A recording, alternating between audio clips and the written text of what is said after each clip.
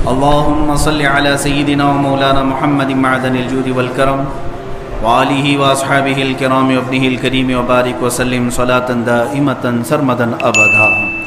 عزیزان گرام وقار، ہماری آج کی یہ محفل پاک تحفظ ناموس رسالت علی صاحبہ الصلاۃ والسلام کے سلسلے میں منعقد ہے۔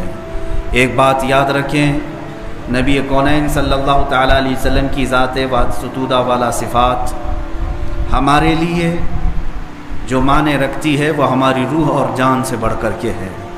ہو نہ یہ پھول تو بلبل کا ترنم بھی نہ ہو، چمن دہر میں کلیوں کا تبسم بھی نہ ہو نہ یہ ساقی تو میں بھی نہ ہو، خم بھی نہ ہو، بزم توحید دنیا میں نہ ہو تو تم بھی نہ ہو، خیمہ افلاک کا استادہ اسی نام سے ہے، نبض ہستی تپش آمادہ اسی نام سے ہے۔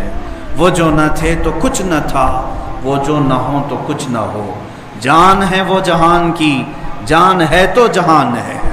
اگر رسول پاک صلی اللہ تعالیٰ علیہ وسلم کی ذات کے متعلق ہلکی سی بھی بات کسی نے کی تو یوں سمجھ لیں کہ پورے جہان کا نظام درہم برہم ہونے والا ہے، اس لیے کہ ہم اپنے آقا صلی اللہ تعالیٰ علیہ وسلم کی ذات پاک کو پوری کائنات کے لیے جان کا اور روح کا معنی لیتے ہیں۔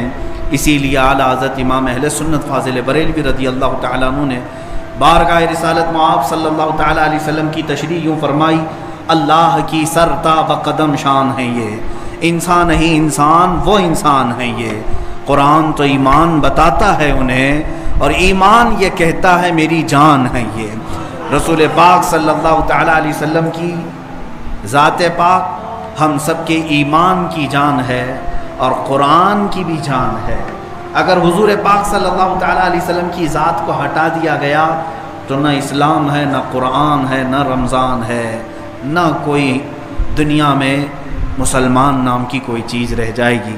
اس لیے کہ میرے عزیزو، اقبال نے یوں کہا، تشریحاً میں عرض کرتا ہوں، بڑے بڑے فقہا محدثین سب کا مذہب یہی ہے جو اقبال کی زبان سے یوں نکلا، بمصطفیٰ برساں خیش کے دی ہماؤس، اگر بہو نہ رسیدی تمام بو لہبیس۔ اپنے آپ کو نبی کونین کی ذات تک پہنچا دے، اسی کا نام دین ہے۔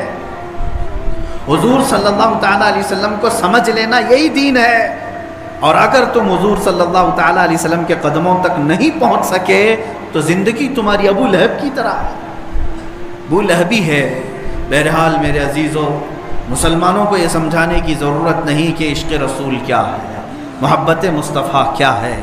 عزیزو، ہم پیدا ہوئے تھے تو ہمارے کانوں میں ہی اشہد ان محمد رسول اللہ کا، ہم اذان سنتے ہوئے دنیا میں آئے ہیں، بلکہ ہم اپنی زندگی کی شروعات نام مصطفیٰ سے کرتے ہیں۔ ہمارے عقیقے بھی سنت مصطفیٰ کے مطابق ہوئے، ہماری زندگیوں کی شروعات بھی مصطفیٰ کے طریقوں پر ہوئی ہے۔ مسلمان کے لیے جزو لا ینفک ہے، رسول کی ذات کہیں سے بھی ہم ہٹا نہیں سکتے، نہ اذانوں سے ہٹا سکتے ہیں، نہ نمازوں سے ہٹا سکتے ہیں، نہ مسجد کے محراب و ممبر سے ہٹا سکتے ہیں، کہیں سے بھی نہیں۔ اسلام حضور پاک صلی اللہ تعالیٰ علیہ وسلم کی پوری ذات کا نام ہے، اسی لیے قرآن نے کہا تحقیق کہ تمہارے پاس وہ رسول آیا جس کو تمہارا تکلیف میں پڑھنا گوارا نہیں ہوتا۔ اب آؤ میرے عزیزو، آج کے دن کا جو مجھے میسج دینا ہے وہ یہ ہے، اللہ تو قرآن میں یوں فرما رہا ہے، تمہارا تکلیف میں پڑھنا رسول کو گوارا نہیں ہوتا۔ رسول تمہاری تکلیف کو دیکھ نہیں پاتے، وہ برداشت نہیں کر پاتے۔ بارہا رب ذوالجلال کی بارگاہ میں رب حبلی امتی کہتے رہے، اپنی عبادتوں میں، راتوں کیا وقت، اپنے تنہائیوں میں، معراج کے سفر میں، قبر اطہر میں اس گنہگار امت کو یاد کرتے رہے۔ قرآن نے سچ کہا کہ رسول کو تمہارا تکلیف میں پڑھنا گوارا نہیں، اسی لیے اعلیٰ حضرت نے یوں عرض کیا تھا، جو نہ بھولا ہم غریبوں کو رضا، جو نہ بھولا ہم غریبوں کو رضا، یاد اس کی اپنی عادت کیجئے۔ جس دن امت کی یاد آئی، میرے آقا صلی اللہ تعالیٰ علیہ وسلم نے رونا شروع کیا۔ اعلیٰ حضرت فرماتے ہیں، اللہ کیا جہنم اب بھی نہ سرد ہوگا، رو رو کے مصطفیٰ نے دریا بہا دیے ہیں۔ میرے آقا صلی اللہ تعالیٰ علیہ وسلم کس غم میں روتے تھے؟ ان کے لیے رونا کس بارے میں تھا؟ صرف اور صرف یہی کہ یوں عرض کرتے تھے، رب اغفر لی امتی فانہم لا یعلمون، اے اللہ میری امت کو معاف کر دے، اس لیے کہ وہ پہچانتی نہیں ہے، وہ جانتی نہیں ہے۔ اے میرے عزیز مسلمانوں، کیا آج رسول پاک صلی اللہ تعالیٰ علیہ وسلم سے محبت رکھنے والی یہ قوم حضور کی ذات پر کیچڑ اچھالے جائیں، حضور کو سب و شتم کیا جائے، غلیظ گالیاں بکی جائیں، اور تمہیں دیکھ کر کے کان پر جوں تک نہ رینگتی ہو؟ کیا یہ محبت کا صلہ ہے میرے آقا صلی اللہ علیہ وسلم کے لیے؟ کیا حضور پاک صلی اللہ تعالیٰ علیہ وسلم نے جو تم سے محبت کیا، اس محبت کا صلہ آج ہم اس طرح سے دیں گے؟ قسم رب ذوالجلال کی، پوری زندگی بھر اگر ہم سجدے میں گزار لیں تو میرے آقا کے آنکھوں کے قطرے، ایک آنسوں کے قطرے کا بھی بدلہ ہم نہیں دے سکتے۔ پوری امت میرے آقا صلی اللہ تعالیٰ علیہ وسلم کے درد امت میں روئے ہوئے آنسوں کے قطرے کا بھی حساب نہیں دے سکتی۔ لیکن آج افسوس اس بات کا ہے، 25 کروڑ تعداد جہاں مسلمانوں کی ہے، اس ملک میں میرے آقا صلی اللہ تعالیٰ علیہ وسلم کو روز نشانہ بنایا جا رہا ہے، ذات رسول کو کوسا جا رہا ہے، میرے آقا پر بھدے الزامات لگائے جا رہے ہیں۔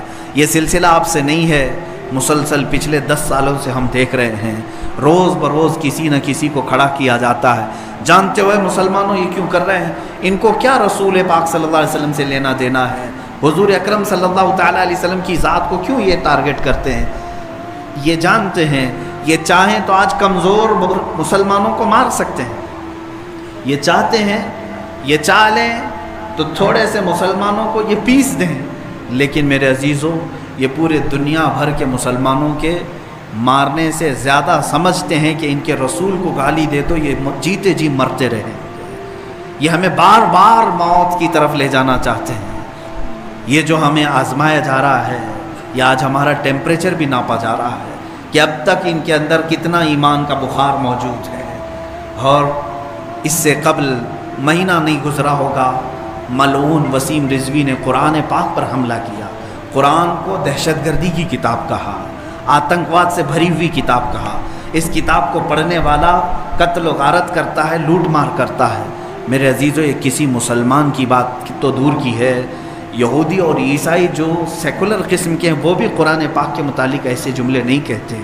ایون ہندو بھی جو قرآن کی تعلیمات سے آشنا ہیں، ان میں بھی بڑے بڑے پنڈت گزرے ہیں، انہوں نے بھی قرآن پر ایسے بھدے الزامات نہیں لگائے۔ لیکن افسوس یہ ہے کہ ایک مسلمان جو ان کفار و مشرکین کی غلاظت کھا کر کے پلا ہوا، وہ قرآن پر حملے کرتے ہوئے سپریم کورٹ تک پہنچ گیا۔ اور میں یہ پوچھنا چاہتا ہوں کہ مسلمانوں، اب ہمارا لائے عمل کیا ہے؟ آپ کیا کرنے جا رہے ہیں؟ کیا آپ سڑکوں پر نکل کر کے احتجاج کریں گے یہی کافی ہے؟ کیا آج آپ واٹس ایپ ادھر سے ادھر شیئر کر لیں گے، اسٹیٹس پہ اس کو گالیاں دے دیں گے یہی کافی ہے؟ اے مسلمانوں، آج تمہارے لیے بدر، احد، خندق پڑھنے کی ضرورت ہے۔ اگر صرف سڑک پر نکل کر کے احتجاج کرنے سے جواب مل جاتا تو میرے آقا صلی اللہ تعالیٰ علیہ وسلم 313 نہتے صحابہ کو لے کر مدینے سے بدر تک نہیں آتے۔ آج ہمیں میدان میں اترنے کی ضرورت ہے، عمل کے میدان میں۔ اے مسلمانوں، اپنے آپ کو تیار کرو۔ میں دعوت دے رہا ہوں نوجوانوں کو، تو کبھی کبھار پھر میں یہ سوچتا ہوں کیا میں ان نوجوانوں کو بلاؤں عظمت رسالت کی پہرہ داری کے لیے، جن کی راتیں گانا سننے میں گزر جاتی ہیں، صبح گندی تصویریں دیکھنے میں نکل جاتی ہیں، اکثر وقت تو ان کا گیم کھیلنے میں چلا جاتا ہے، فیس بک کی چیٹنگ، انسٹاگرام پر اپنے اوقات صرف کرنے والوں کو میں کیسے دعوت دے سکتا ہوں؟ انہیں کس نام سے میں بلاؤں؟ کبھی کبھار یہ بھی شرم آتی ہے۔ اے میرے عزیزو، حالات اس قدر سخت سے سخت ہوتے چلے گئے، آج دل درد کرتا ہے، دل کے ٹکڑوں میں ہزاروں طرح کی ٹیسیں اٹھتی ہیں کہ عظمت رسالت صلی اللہ تعالیٰ علیہ وسلم پر اس قدر حملے۔ اللہ کی پناہ، ابھی ہندوستان کے ڈاسنا کے ایک مندر کے مہنت پجاری پنڈت نے جو میرے آقا صلی اللہ تعالیٰ علیہ وسلم کی شان میں بکنا شروع کیا، وہ ایک وقت کی بات نہیں، ڈیلی وہ ایک ویڈیو اپلوڈ کرتا ہے، روزانہ حضور کی شان میں گالیاں دیتا ہے اور اپلوڈ کرتا ہے۔ پورے ہندوستان بھر سے لوگ غم و غصے کا اظہار تو کر رہے ہوں گے، لیکن حکومت وقت نے ایسے کتوں کو پال رکھا ہے تاکہ مسلمانوں کا خون کھولاتے رہیں، انہیں پکاتے رہیں، انہیں ایگریسو کرتے رہیں اور ان کو مارتے رہیں حضور کے نام پر۔ میرے عزیزو، ان حکومتوں کے آنے سے بہت پہلے ہی علماء نے چیخ چیخ کر کے تمہیں کہا تھا کہ اب تمہارے حساب کتاب کا وقت آ چکا ہے، حساب کتاب کا وقت آ چکا ہے۔ جانتے ہیں میں نے ایک آپ سے اس سے قبل بھی واقعہ عرض کیا تھا، بغداد میں تتاریوں نے حملہ کر کے پورے بغداد کو ہلاک کر دیا تھا۔ اس وقت وہاں پر موجود جو تتاری تھے مسلمانوں کو پیٹھ کے پیچھے ہاتھ باندھ کر زمین پر الٹا لٹاتے اور ان کے سروں پر پتھر رکھتے، اپنے جوتے رکھتے۔ اتنے قتل کیے تھے انہوں نے کہ مسلمانوں کی کھوپڑیوں سے، سروں سے مینار تعمیر کیا۔ اسلام تو ختم نہیں ہوا اور نہ یہ انشاءاللہ قیامت تک ختم ہوگا، لیکن جانتے ہیں اس وقت اس تتاریوں کی جو لیڈر تھی وہ ایک عورت آئی، اس نے دیکھا ایک شخص اذان دے رہا تھا پورے سونے بغداد میں جہاں ہلاک و برباد ہو چکا ہے سب، ایک شخص اذان دے رہا ہے، اس کو گرفتار کروائی۔ عورت جو لیڈی تھی وہ اس وقت جرنیل رہی ہو، جو بھی رہی ہو، اس مسلمان سے پوچھا ان حالات میں بھی تو اذان دے رہا ہے؟ اب بھی تو اذان دے رہا ہے؟ سارے مسلمان مارے گئے۔ تو اس نے کہا جب تک روح باقی رہے گی میں اذان دیتا رہوں گا، میں پکارتا رہوں گا۔ اذان یہ جگانے کے لیے ہے، بیدار کرنے کے لیے ہے، جب تک میری زبان کھلے گی میں اذان دیتا رہوں گا۔ اس نے قریب کیا اور اس مسلمان شخص سے بات چیت شروع کی، کہا اچھا تمہارا یقین ہے اللہ کی ذات پر؟ اے مسلمانوں غور سے سنو اس بات، تمہارا یقین ہے اتنے لوگوں کے مر جانے کے بعد بھی؟ اس نے کہا اب یقین میرا اور بلند ہوا، اللہ رب العزت ہے اور وہ میرا حقیقی خالق و مالک ہے اور میں اسی کی عبادت کرنے والا ہوں۔ جانتے ہیں اس خاتون نے ایک کہکہا مار کے پوچھا اگر تمہارا اللہ ہے تو پھر کہاں چلا گیا؟ یہ بغداد کی اتنی ساری لاشیں انہی لوگوں کی تو ہیں جو اللہ اللہ کرتے تھے۔ دریائے دجلہ کا پانی لال ہو چکا ہے خون سے، اب بھی تو کہتا ہے کہ اللہ ہے؟ اس نے ایک مثال دی اور اس عورت نے کہا پھر تمہارے ساتھ مدد کیوں نہیں؟ ہم کیوں اب تمہارے اوپر غالب آ گئے؟ ہماری حکومت بغداد میں آ چکی، ہمارے مذہب میں آ جاؤ، ہمارے پیروکار ہو جاؤ۔ تو اس مسلمان شخص نے ایک بہت بہتر جواب دیا، اس نے کہا تم نے دیکھا ہوگا کہ بکریوں کے ریوڑ جب جاتے رہتے ہیں تو بکریاں پالنے والا ایک کتا بھی پالتا ہے، دیکھا ہوگا، اور بکریاں جب چلتی جاتی ہیں ریوڑ میں، ایک آدھ بکری اگر راستہ چھوڑ کر ادھر ادھر جائے تو کتا بھونکتے بھونکتے اسے ریوڑ میں لاتا ہے۔ کتا ٹرینڈ ہوتا ہے، مالک کی بکریوں کی حفاظت کرتا ہے، اگر ایک آدھ بکری بھی ادھر ادھر چلی گئی تو کتا اسے بھونکتے بھونکتے واپس اس ریوڑ میں جمع کر دیتا ہے۔ اس مسلمان نے یہی کہا جب مسلمان صراط مستقیم سے ہٹتے ہیں تو اللہ تم جیسے کتے ہمارے اوپر نافذ کرتا ہے، تمہارے جیسے کتوں کو مسلط کرتا ہے کہ تم چیختے ہو، پھاڑتے ہو، مارتے ہو تاکہ مسلمان سیدھے راستے پر آ جائے۔ اے میرے عزیزو، آج جن کتوں کو ہمارے اوپر مسلط کیا گیا ہے تمہیں صراط مستقیم پر لانے کے لیے کہ تم باز آ جاؤ۔ آج ایک چھوٹا سا تجزیہ بھی اگر میں تمہارے سامنے پیش کروں، حیرت ہوتی ہے کیا جینے کے یہ انداز ہیں مسلمانوں کے، جس کو اقبال نے بہت پہلے کہا تھا کہ تہذیب میں ہو نصارہ تو تمدن میں یہود، تمدن میں ہنود، یہ وہ مسلمان ہیں جنہیں دیکھ کے شرمائے یہود۔ تمہارے طور طریقے نصارہ کے، یہود کے اور ہنود کے، انہی کاموں میں تمہاری صبح و شام گزر رہی ہے۔ تم نے اسلام کو اپنے گھروں میں اجنبی کر رکھا، تم نے اپنے چہروں سے سنتیں ہٹا دی، تم نے اپنے لباس ختم کر دیے۔ حد تو یہ ہے کہ پولیس اسٹیشن میں جائیں، ڈپارٹمنٹ میں جائیں، سب سے زیادہ وہاں پر مسلمان مجرمین پکڑ کر کے لائے جاتے ہیں، جیلوں میں مسلمان ہیں، کورٹ میں مسلمان ہیں، نشے کے کاروبار میں مسلمان ہیں۔ کیا یہ جینے کے انداز ہیں تمہارے؟ میں آج کے ان مسلمانوں کو ضرور کہنا چاہوں گا کہ تم پاکیزگی کے لیے آئے تھے، طہارت کے لیے آئے تھے، تمہارے ہاں تو استنجا کے طریقے تک بتا دیے میرے مصطفیٰ کریم صلی اللہ علیہ وسلم نے، لیکن اس قوم کی حالت آج یہ ہے کہ ان کے محلے سب سے زیادہ غلاظت، ان کے محلوں میں بے حیائی زیادہ۔ جب تم اسلام کی بنیادوں کو چھوڑ کر کے دوسری جگہ عزت پانے کی کوشش کرو گے تو پھر تمہارے ساتھ یہی ہوگا۔ اے مسلمانوں، بار بار جو تمہاری جانوں کو جلایا جا رہا ہے اس کی وجہ یہ ہے کہ تم اپنے اعمال کو بدلو، تم اپنے اخلاق کو بدلو۔ تم کس منہ سے میرے آقا کے نام کی بات کرتے ہو، حضور پاک صلی اللہ تعالیٰ علیہ وسلم کی محبت کے نعرے لگاتے ہو؟ کبھی اپنے اعمال سے پوچھا، کبھی اپنے گھروں سے پوچھا؟ صحابی آئے حضور سے پوچھا گھر میں بیٹا ہوا کیا نام رکھوں؟ میرے آقا نے فرمایا محمد رکھو۔ 1.5 سال 2 سال کے بعد آئے، کہا حضور دوسرا بیٹا ہوا ہے کیا نام رکھوں؟ کہا محمد رکھو۔ پھر 2 سال کے بعد آئے، کہا تیسرا بیٹا ہوا ہے نام کیا رکھوں؟ میرے آقا نے فرمایا محمد۔ انہوں نے کہا یا رسول اللہ پہلے بھی محمد ہے دوسرے بھی ہے پھر تیسرا بھی رکھو؟ میرے آقا نے فرمایا کیا تجھے فرق پڑتا ہے تیرے ایک گھر میں 3 محمد ہوں؟ اللہ کے نبی صلی اللہ تعالیٰ علیہ وسلم کے وہ صحابہ اپنی نسبتیں میرے آقا سے جوڑنے پر فخر کرتے تھے۔ عمر ابن خطاب رضی اللہ تعالیٰ عنہ یوں فرماتے ہیں کہ ہم تو ایک ذلیل قوم میں سے تھے، رسول پاک کے قدموں کی برکت ہے کہ انہوں نے ہمیں عزت عطا فرمائی۔ جب تک بکے نہ تھے تو کوئی پوچھتا نہ تھا، یا رسول اللہ تم نے خرید کر ہمیں انمول کر دیا۔ آج تمہاری جو عزتیں ہیں وہ صرف نام رسول کی وجہ سے ہے۔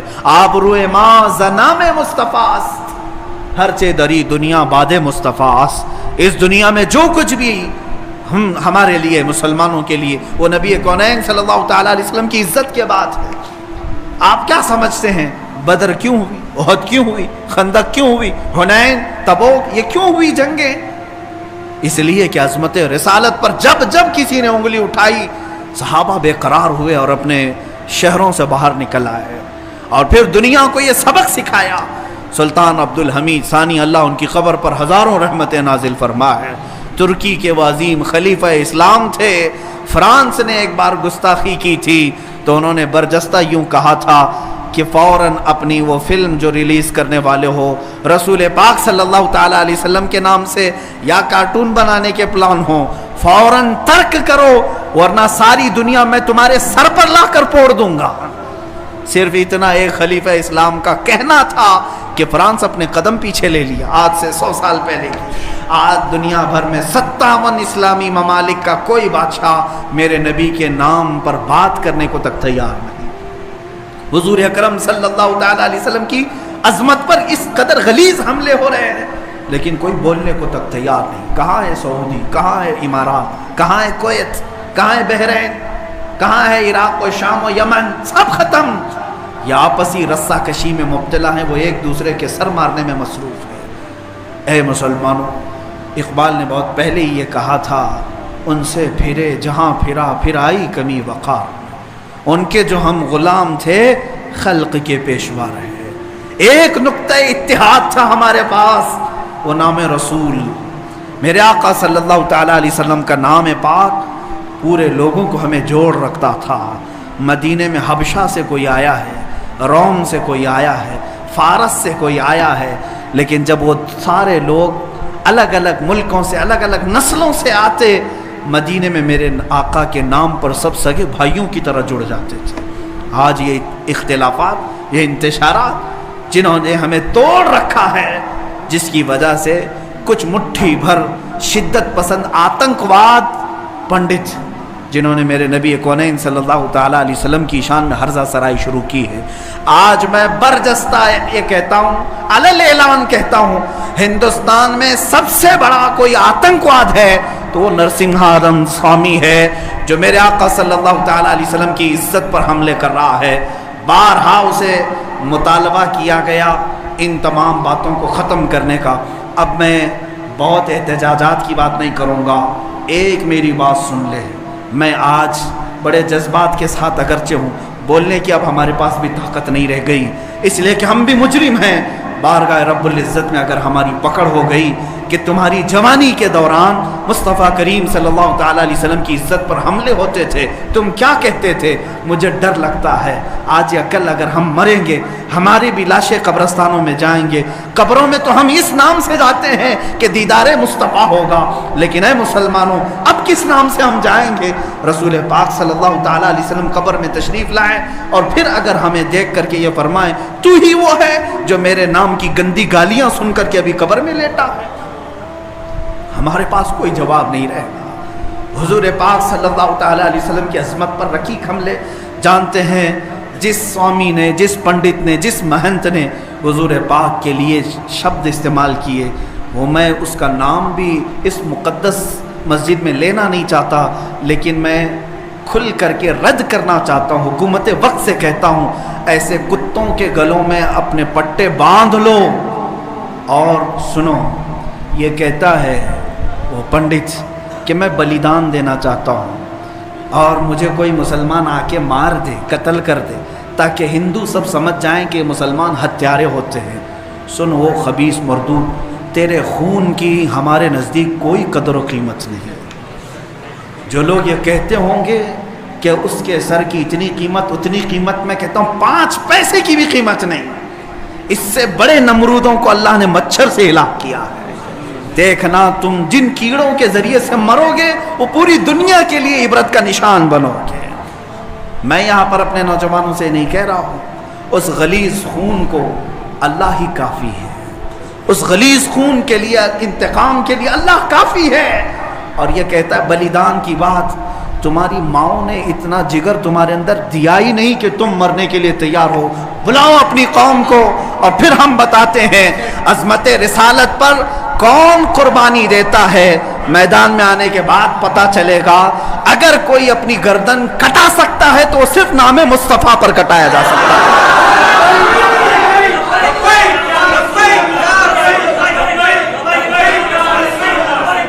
حسن یوسف پہ کٹی مصر میں انگشت زنا، سر کٹاتے ہیں تیرے نام پہ مردان عرب۔ وہ صحابہ کٹاتے تھے اور بتاتے تھے۔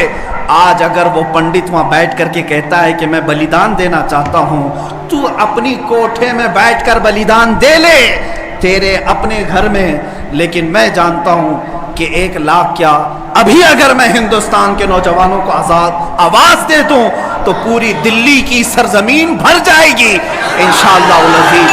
سارے نوجوانوں کے سر بھی وہاں پر لہرائیں گے۔ میں انشاءاللہ عنقریب اعلان کرنے والا ہوں کہ اے نوجوانوں، کیا تم میری اس بات پر لبیک کہتے ہو کہ کیا تم میری اس بات پر آواز دے کر لبیک کہتے ہو کہ اگر حکومت وقت نے اس ملعون کو گرفتار نہیں کیا یا عظمت رسالت پر بھونکنے والوں کے گلے میں پٹا نہیں ڈالا تو ہندوستان کے ہر کونے سے مسلمان اپنے سر پر کفن باندھ کر دلی پہنچے؟ آپ تیار ہیں اس بات کے لیے؟ انشاءاللہ العزیز اگر سر کٹے گا، اے مسلمانوں گھبرانا نہیں، سب سے پہلے اس فقیر کا سر جائے گا انشاءاللہ، سب سے پہلے ہماری گردن کٹے گی۔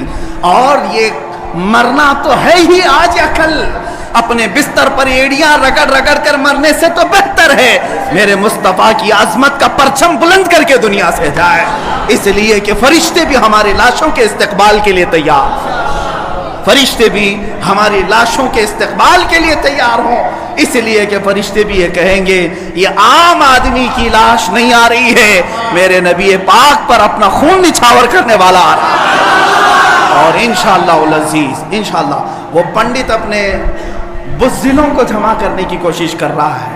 اور ابھی میں نے دیکھا ایک ویڈیو نشر کر کے وہ کہتا ہے ہندو بھائیوں سے میں کہتا ہوں کہ تم اپنی قربانی کے لیے تیار ہو جاؤ، کیوں زہر پھیلا رہے ہو، کیوں زہر پھیلا رہے ہو ہندوستان میں؟ ہم نے کبھی لڑنے کا یا جہاد کا اعلان نہیں کیا، اب تک ہمارے کسی عالم نے اعلان نہیں کیا۔ امن کے ساتھ رہنے کی تلقین اسلام نے بھی دی ہے، حضور نے خود فرمایا ہے جنگ کی تمنا مت کرو، جنگ کی لا تتمنوا لقاء عدوکم، میرے آقا فرماتے ہیں دشمنوں سے مٹ بھیڑ کرنے کا، جنگ کرنے کا ارادہ مت کرنا، تمنا مت کرنا، ہاں اگر ان کی طرف سے آ جائے تو پھر قدم بھی پیچھے مت لینا، پھر قدم پیچھے نہیں لینا، اس وقت پھر تم سمجھ لینا تمہارے ساتھ کون ہوگا، پرائم منسٹر آئے گا، ہوم منسٹر آئے گا، سی ایم آئے گا، یہ سب اسی کوٹھے کے لوگ ہیں۔ اے مسلمانوں فخر کے ساتھ آنا، تمہارے ساتھ کوئی اہل سیاست نہیں آئے گا، تمہارے پیٹھ پیچھے رسول اللہ کی ذات ہوگی اور تمہارے سر پر اللہ رب العزت کی عنایت ہوگی، اللہ اور اس کے رسول کے بھروسے پر ہم جائیں گے انشاءاللہ۔ اور یاد رکھنا یہ صرف جذبات کی باتیں نہیں، جوش کی باتیں نہیں، میں اپنا ایک پیغام ریکارڈ کرنا چاہتا ہوں، اگر اس ملعون اور اس خبیث نمرود کی اولاد تک میری یہ بات پہنچ سکتی ہے تو پہنچا دی جائے۔ تم نے بہت بھونک لیا اپنی مندر میں بیٹھ کر کے، تم پریس کلب آف انڈیا میں بیٹھ کر کے بہت بھونک لیے، کتے آپس میں اپنی گلی میں بہت بھونکتے ہیں۔ میرے اس میسج کو اس ملعون تک پہنچا دیں، اگر ذرا برابر بھی دم خم ہے تمہارے اندر، تمہاری ماں نے اگر دودھ پلایا ہے تم کو، تو اب میں مناظرے کا چیلنج نہیں دے رہا ہوں، ڈیبیٹ بھی نہیں کروں گا، بات چیت بھی نہیں کروں گا۔ آؤ میں اعلان کرتا ہوں، 8 دن کے اندر تم دلی پہنچو، کسی میدان میں پہنچو، اپنی ساری مقدس کتابیں لے کر کے آؤ، انشاءاللہ العزیز یہ فقیر قرآن پاک لے کر حاضر ہوگا۔ ہم آئیں گے، تم اپنے سارے گرو گھنٹالوں کو لے کر جمع ہو جاؤ۔ میں مناظرے کا چیلنج نہیں دے رہا ہوں، توجہ چاہتا ہوں، میں ڈیبیٹ کرنے کی بات ہی نہیں کر رہا ہوں۔ یہ نیوز اینکر جتنے دجالی میڈیا وہ بھی سن لیں، اپنے ڈیسک پر بیٹھ کر کے ٹٹو لوگوں کو لڑاتے رہتے ہیں وہ بھی سن لیں۔ قرآن، اسلام، رسول کی ذات پر حملے کرانے کے لیے زرخرید لوگوں کو بٹھاتے ہیں، وہ بھی سارے نیوز اینکر، یہ پنڈت سب جمع ہو جائیں میدان میں، یہ فقیر قادری حاضر ہوگا، ایک بڑی آگ جلائی جائے، آگ لگائی جائے۔ میں اس سے کہتا ہوں میں بھی آگ میں داخل ہوں گا، تو بھی آگ میں داخل ہو جا، جو سلامت رہے گا اس کا دین حق پہچانا جائے گا۔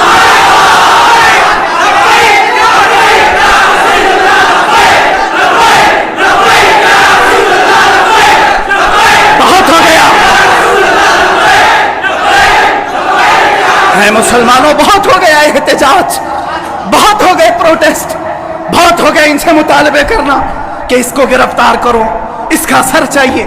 آؤ آج آر پار کی بات کر لیتے ہیں۔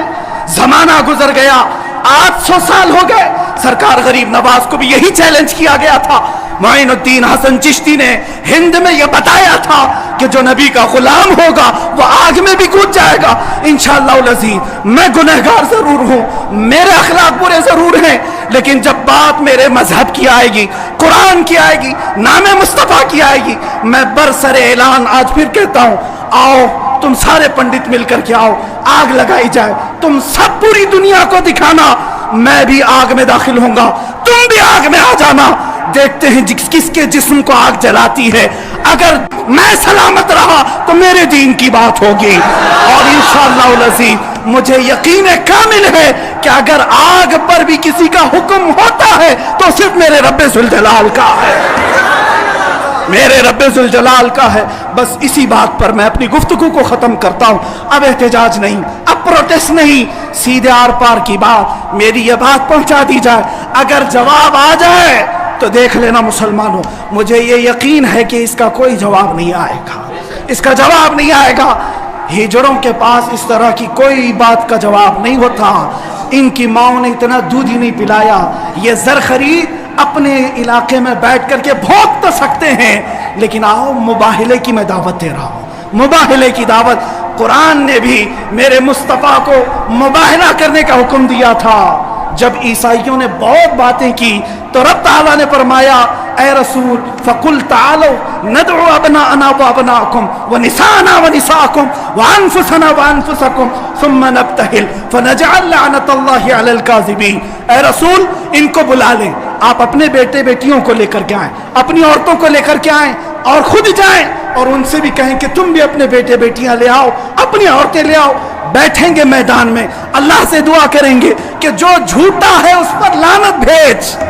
اتنا ہی میرے آقا کو حکم آیا تھا۔ حضور گئے نجران کے عیسائیوں کے پاس، چلو بلاؤ، مباہلہ کرتے، ایک مناظرہ ہوتا ہے جو ڈیبیٹ کیا جاتا ہے، مباہلے میں ڈیبیٹ نہیں، سیدھے میدان میں، عمل کے میدان میں بات نہیں کی جاتی۔ حضور آئے کس کو لے کر؟ سیدہ کائنات فاطمہ الزہرا، حسن مجتبیٰ کو، حسین اعظم کو، مولا علی کرم اللہ وجہہ کریم کو، 5 لوگ آئے تھے۔ نجران کے عیسائیوں نے پہلے تو مان لیا تھا چیلنج، جب یہ نورانی چہرے دیکھے تو عیسائیوں کے ایک بوڑھے پادری نے کہا اے نادانو، کس کو تم نے مباہلے کے لیے بلا لیا؟ اگر اس رسول نے ہاتھ اٹھا دیا تو قیامت تک تمہاری نسلیں باقی نہیں رہیں گی۔ اور مجھے میرے مصطفیٰ کے اس مباہلے کی برکت سے یقین ہے، لیکن میرے مصطفیٰ کی نسبت میرے ساتھ موجود ہے، میرے پیر و مرشد کی نسبت میرے لیے کافی ہے۔ انشاءاللہ العزیز مباہلے کے لیے فقیر حاضر ہوگا، جواب آ جائے اے سنی مسلمانوں انتظار کرو، اب لڑائی آر پار کی ہو جاتی، دیکھا جائے گا کس کا دین حق ہے، کس کی کتاب حق ہے، کس کا رسول حق ہے، اسی بات پر خاتمہ ہوگا۔ وآخر دعوانا الحمدللہ رب العالمین۔